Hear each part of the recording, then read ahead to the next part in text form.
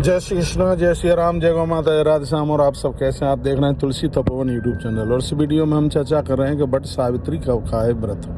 तो सबसे पहले तो मैं आपको ये कह दूं, ज्येष्ठ के कृष्ण पक्ष की अमावस्या को होने वाला जो व्रत है उसे ही वट सावित्री व्रत के नाम से जाना जाता है। यहाँ तो बहुत लोग इस देश में पूर्णिमा को भी करते हैं, लेकिन जो ग्रंथ में भविष्य पुराण में जिसका वर्णन किया गया है वो ज्येष्ठ कृष्ण पक्ष की अमावस्या को ये व्रत होता है। तो अब के बार जो यह व्रत है तो मैं आपको निवेदन करूंगा, बहुत जन 17 तारीख को करने के लिए जा रहे हैं, यानी 17 मई। तो ये 17 मई को बिल्कुल भी नहीं है, क्योंकि 16 मई की रात्रि में 1:30 बजे के बाद ही अमावस्या समाप्त हो जाएगी। इसलिए उदिता के हिसाब से 16 तारीख को ही ये अमावस्या है। तो वट सावित्री का व्रत है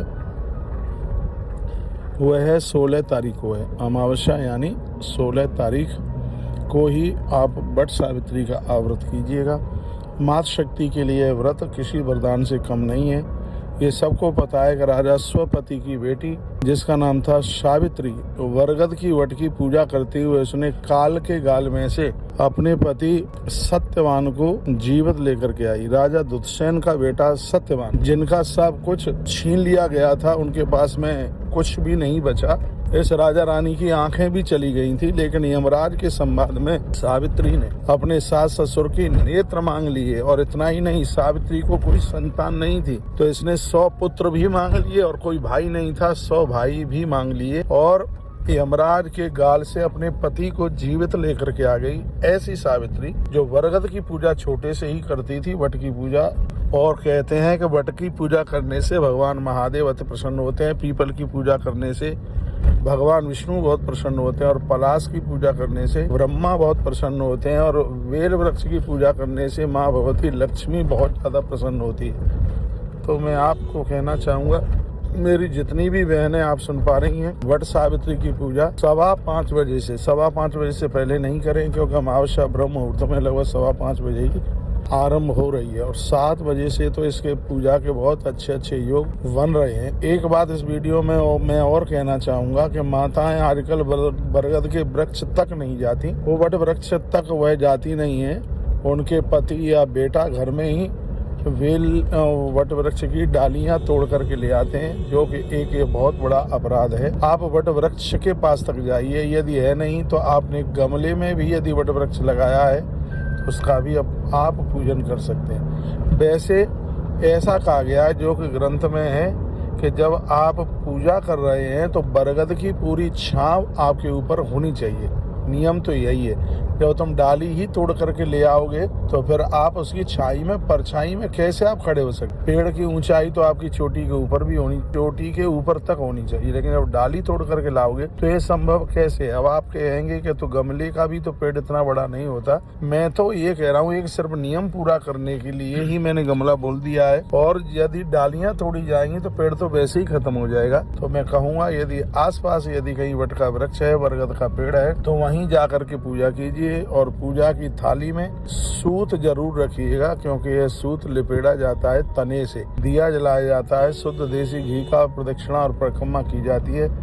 इसमें माताएं लाल कलर की चुनरी पहनती हैं। वैसे तो जो विवाह की जो चुनरी होती है, ज्यादातर ऐसे माताएं उसको प्रयोग में लेती हैं। यदि वो विवाह की ना हो तो 7 रंग की चुनरी बाजार में मिल जाती है, और उसी को पहन करके माताएं ये पूजा करती हैं। वो नीला और काला रंग का वस्त्र पहनती नहीं है, पूजा करती हैं। और इसकी पूजा में भाल में सिंदूर, माथे पर बिंदी, चूड़ियां पहन करके, भले ही आप एक कड़ा पहनते हैं। आज मैं भारत की पूरी माताओं को, विदेश में भी यदि भारतीय कल्चर की माताएं, मैं उनको यह बोलना चाहूँगा कि आप अपने हाथ में चूड़ियाँ पहन करके, पीली रंग की चूड़ी, लाल रंग की चूड़ियाँ पहन करके, और फिर आप यह पूजन करें। कहते हैं 16 श्रृंगार करते हुए माताएं वट पूजा करती हैं, वट सावित्री की पूजा करती हैं। इसमें प्रदक्षिणा वगैरह सब होता है, गीत गाए जाते हैं, पति का आयुष्य बढ़ाया जाता है, पति का इसमें स्मरण किया जाता है। माताएं नेत्र बंद करके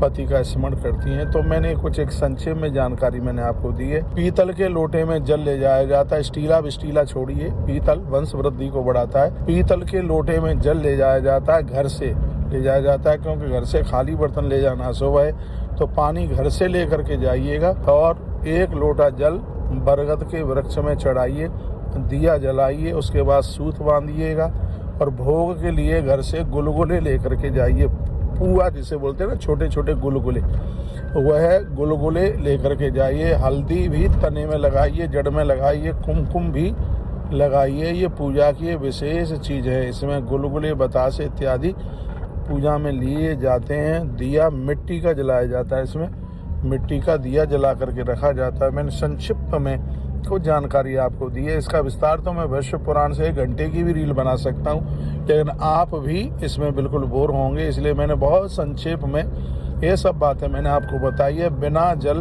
और बिना सूत और बिना दिए की यह परिक्रमा बिल्कुल अधूरी है।